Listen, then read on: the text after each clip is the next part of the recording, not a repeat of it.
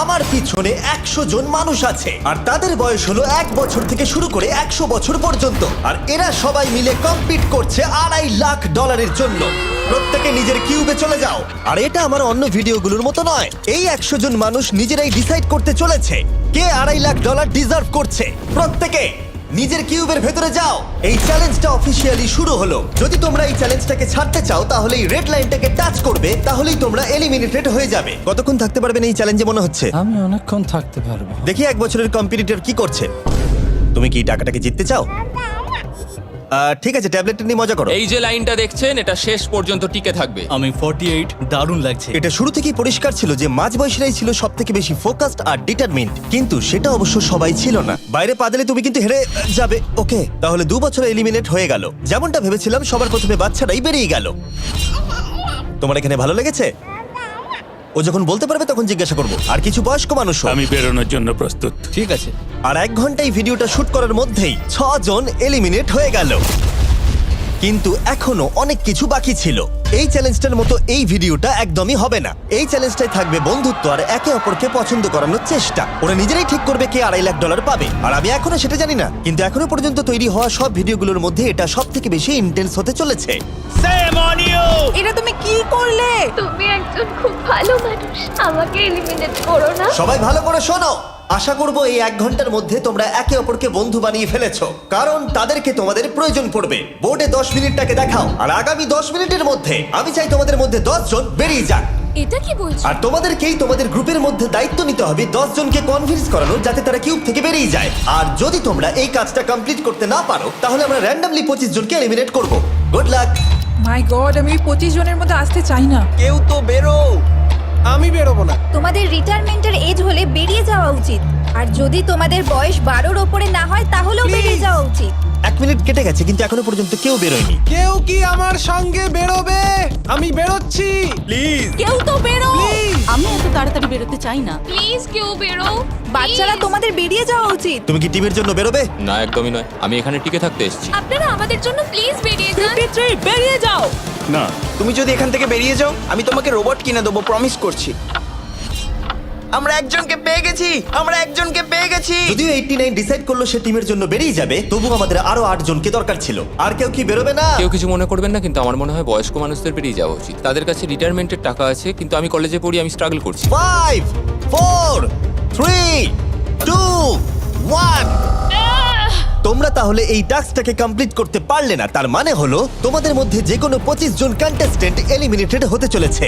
আর যেহেতু র্যান্ডমলি বাঁচবো, তাই আমরা এই মেশিনটাকে ব্যবহার করব 25 জন কন্টেস্টেন্টকে বেছে নেবার জন্য এক এক করে।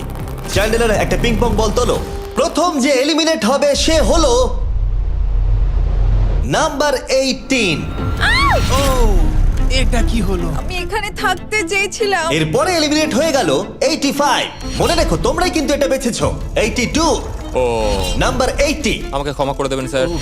99। চিন্তা করো না, এখনো 19টা বল বাকি আছে। 12, 24, 22, 19, ও, এটা খুব খারাপ হলো। 29। ক্ষমা করে দিও আমায়। আর এবার আমাদের ফাইনাল এলিমিনেশন, সেটা হলো 13। ও ও, চ্যান্ডেলার, দেখো তুমি কতজন মানুষকে এলিমিনেট করে দিলে। আমায় ক্ষমা করো। আমরা এক্ষুনি 25 জনকে হারালাম। যাই হোক, আমি বেঁচে গেছি। এখনো এখানে আছি, কিন্তু জানি না কতক্ষণ থাকতে পারবো। যতবার নাম্বার আসছে আমি ভাবলাম এই বোধহয় আমি বাড়ি চলে গেলাম, আজকেই বাড়ি চলে যেতে হবে। তোমরা 67 জন বাকি আছো, সবাইকে অভিনন্দন। আর প্রতিবারের মতো এবারও এলিমিনেশন হওয়ার পরে কিউবগুলোকে নষ্ট করে দেওয়া হলো।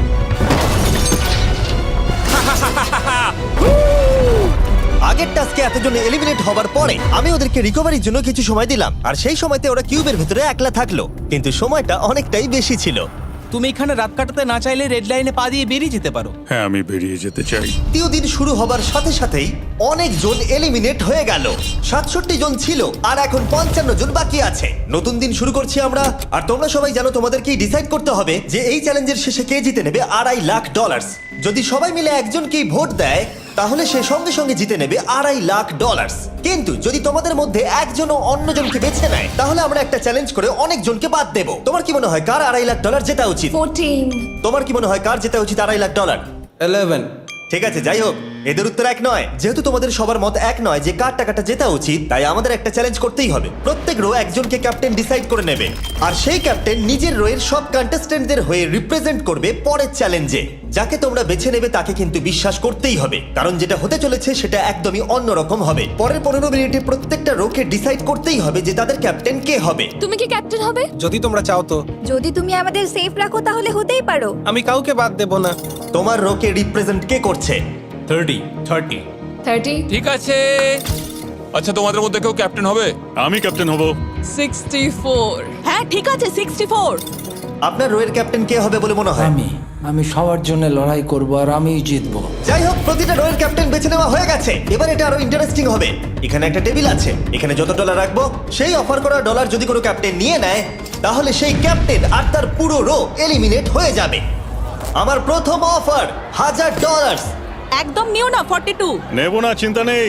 $1000 জন্য আমার রোকে এলিমিনেট করব না। আমি রাজি নই। 14 প্লিজ নিও না। তোমরা সেফ, আমি বেরোবো না। দ্বিতীয় অফার $5000। এটা নিও না। যদি তোমরা কেউ বাইরে পা রাখো, তোমার পুরো রো এলিমিনেট হয়ে যাবে আর আমি তোমাকে $5000 দিয়ে দেবো। নো 42, আমাদের এলিমিনেট করো না 42। চিন্তা করো না, আমি নেব না। একদম নিও না 30। আমার মনে হয় আমার যে কোনো সিদ্ধান্তের সাথে আমার ওয়াইফ এগ্রি করবে। আমার পরের অফার $10000। নিও না একদম। 10,000-এর জন্য এত মানুষকে কষ্ট দিয়ে লাভ নেই। আমি 10,000-এর থেকে ওদেরকে বেশি ভালোবাসি। 20,000। যতক্ষণ না কেউ বেরোচ্ছে আমরা বাড়িয়ে যাব। এটা যথেষ্ট নয়, এটা যথেষ্ট নয়। এবার এখানে $50,000 আছে। এতক্ষণ পর্যন্ত সব ক্যাপ্টেন সিদ্ধান্তে অনড় ছিল, কিন্তু এটা পরিষ্কার যে $50,000-এর অফারটা দেখে কয়েকজন ক্যাপ্টেন ভাবনা চিন্তা করতে শুরু করে দিল। 42, এটা নিও না। তাহলে তোমরা বেরোচ্ছ না? চলো আর একটু মজা করা যাক। পরের অফারটা হলো 80,000 রাখো, 90,000 রাখো, এখানেই শেষ নয়, আরেকটা রাখো। নতুন অফার হলো $1,00,000। তাহলে কোনো ক্যাপ্টেন কি কিউব থেকে বাইরে বেরোচ্ছে? 14, 30, 42, 64 নাকি মিস্টার 100? তোমাদের 5 জনের মধ্যে একজন বাইরে বেরিয়ে এসো, আমি তাকে বড়লোক করে দেবো। না 30। এবার সত্যি আমি খুব চাপে পড়ে গেছি। নো 42। ভাই, এটা নিলে এখানে আমাকে কেউ ছাড়বে না। ও, আমি দেখতে পাচ্ছি 30 একটু চিন্তা করছে। প্লিজ বেরিও না। একদম বেরিও না, আমাদের এলিমিনেট করে দিও না 30। আরে ও তো বেরোচ্ছে। আমি বেরোচ্ছি, আরে ক্ষমা করে দিও। তুমি এটা কি করলে 30? কেন করলে তুমি? আমার কিছু বলারই নেই। Shame on you, shame on you. এটা তো পাগলামি। যেহেতু 30 বাইরে বেরিয়ে গেল, তাই 30 আর 20-র ঘরে থাকা সবাই এলিমিনেট হয়ে গেল। তোমাদের একজন বেটার ক্যাপ্টেনকে বেছে নেওয়া উচিত ছিল।